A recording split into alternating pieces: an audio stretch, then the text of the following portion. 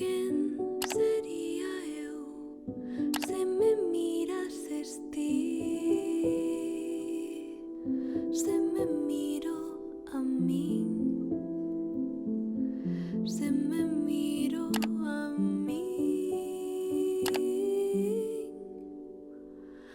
Quen sería eu na cidade no mar? Quen sería ao recordar os ecos dun verán?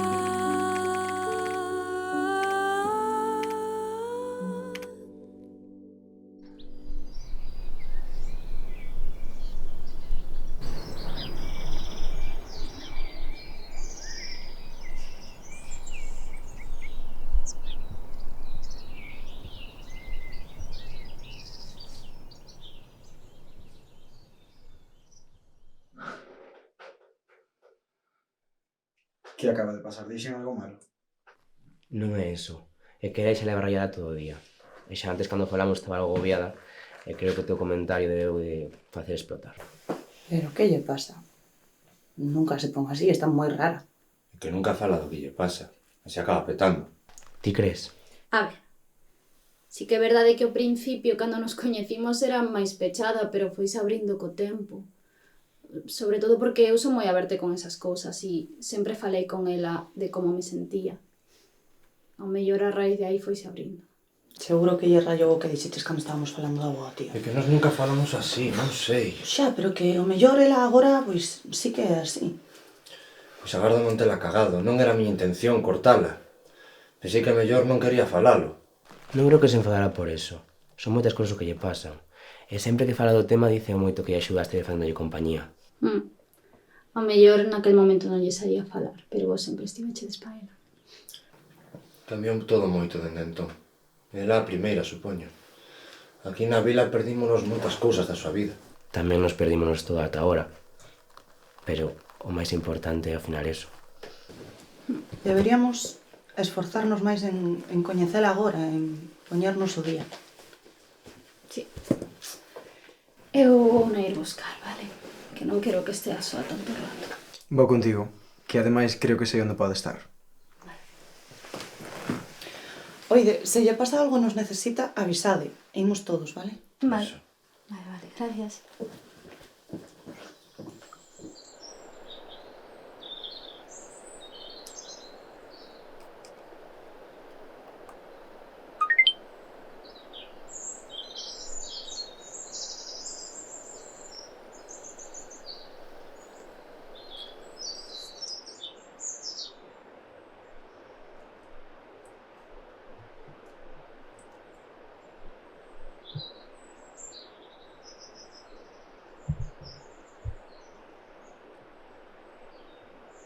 No primeiro vídeo dixía que quería gravarme falando para aclarar os meus pensamentos.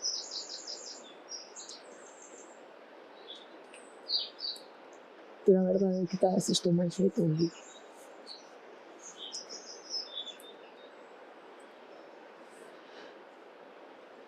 É como que os da vila esperan certas cousas de min, que me comporto de unha maneira determinada.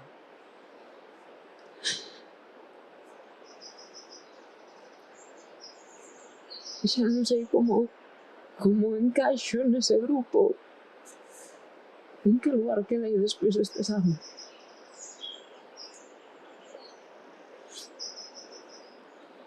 Con Coral Sambu sería máis dado organizar isto, pero ao mesmo tempo faltalles moito contexto, por moito que fale non estiveron aí. Non saben como foron as cousas.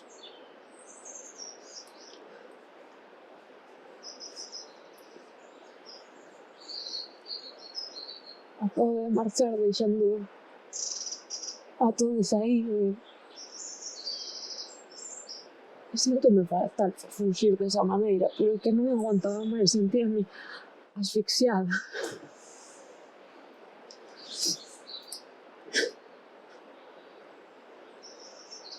Nin que volver a termezarnos,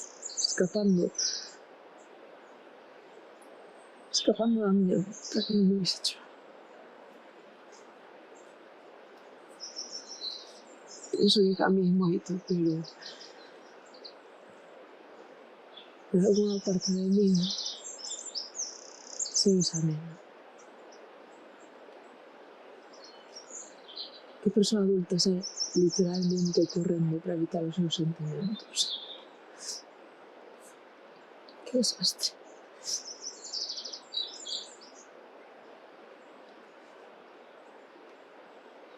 Non entendo por que é tan complicado estar cos meus amigos.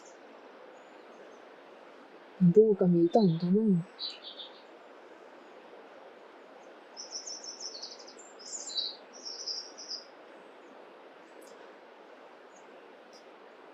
Igual sí.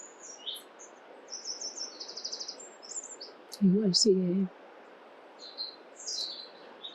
eso que non me conta.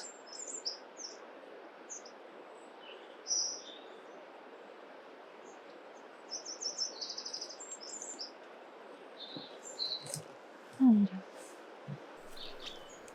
Xa había tempo que non viñas aquí, Queres falar? se queres estar soa marchámose, pero estábamos preocupados e queríamos saber se estabas ben.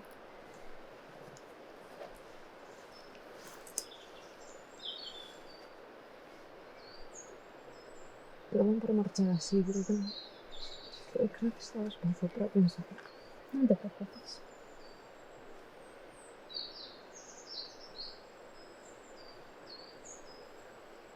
É que veume toda a presión de golpe, presión por non saber que facer agora que rematei a carreira, por non ser unha carga para a miña nai. E agora volvendo a casa da miña avó e xuntándolos a todos foron moitas cousas xuntas. Xa, son moitas cousas que pensar ao mesmo tempo. Perdoa por che dicir o da cámara, tía. Que non era a miña intención que che sentara así. Non, se non foi ningún comentario en concreto.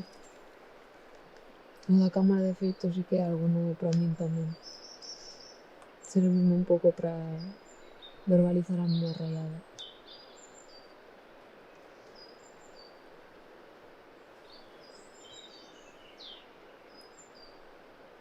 É que sinto que cando estou con vos son dunha forma. E que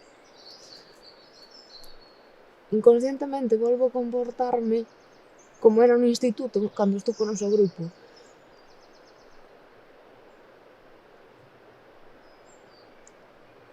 Sinto que non vedes quen son agora. Pero tampouco vos den a oportunidade de coñecerme ou non. Sí, a ver. Nos 4 volvemos moito a comportarnos como entón. Pero que é o que estamos afeitos. Eu mesmo refuxo en vós e nas nosas dinámicas porque, bueno, tamén porque non teño outro grupo, non? E penso que a Bruno lle pasa algo parecido. Pero todos cambiamos. E penso que deberíamos prestarlle máis atención a este tipo de cousas. Mira, sinto ter que chegar a isto para darnos conta de que facía falta falar. Grazas. Eu tamén valoro moito o noso grupo. E todo que vivimos xuntos vai formar sempre parte de min, por moito que cambie. Pero agóbiame non saber como encaixar ese cambio ou saber que significa sobre quen son. Pero é que todo o mundo cambia constantemente. Mira a Samu e a súa etapa de levar bigote. Oi. Eu sentín algo parecido co tema da transición. Que as persoas que me coñecían de antes, aínda que me apoyaran, era raro expresar todo isto e compartir con eles esa etapa da miña vida e que coñeceran quen son eu. Pero despois contigo, por exemplo, na uni era moito máis fácil porque ao final non tiña que lidiar coa imaxe de quen era eu no pasado. Pero bueno, eu sempre fui a mesma persoa. O que pasa é que ao final son cambios que hai que asimilar. E o importante é quedarse e acompañar nestes procesos. Nunca pensar en todo isto. Pero supoño que lle pasa a todo o mundo en certa medida. Pola nosa parte, que creo que falo en nome de todo o grupo, e incluso do vosso. Esa nosa amiga, ante todo, e valo seguir sendo, inda que cambien as cousas. Vale? Non é nada que non poidamos arranxar falando. Fai algo de frío. No. Que tal se imos dentro e falamos entre todos? Todes. Sí. Ah. Ui.